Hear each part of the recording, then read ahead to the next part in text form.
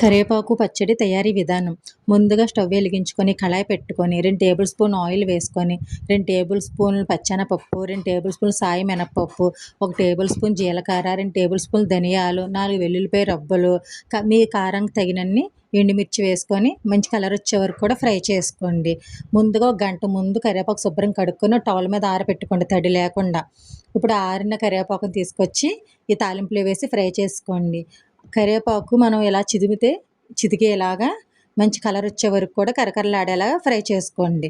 ఇప్పుడు మంచి ఫ్రై అయిపోయాక, దోరగా అయిపోయాక కొంచెంసేపు చల్లార్చి మిక్సీ జార్లో తీసుకొని, మీ రుచి తగినంత ఉప్పు, చింతపండు, తీపి కోసం బెల్లం మీకు ఇష్టమైతే లేదా స్కిప్ చేసేయచ్చు వేసుకొని మెత్తని పేస్ట్లా మిక్సీ ఆడేసి తాలింపు పెట్టుకొని మంచిగా సర్వ్ చేసుకొని వేడివేడి అన్నంలో కొంచెం నెయ్యి వేసుకొని తింటే సూపర్ ఉంటుందండి.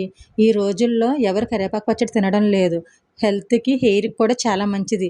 వీక్లీ 2 టైమ్స్ అయినా సరే చేసుకొని తింటే హెయిర్ చాలా బాగా పెరుగుద్ది. హెల్తీగా కూడా ఉంటారు.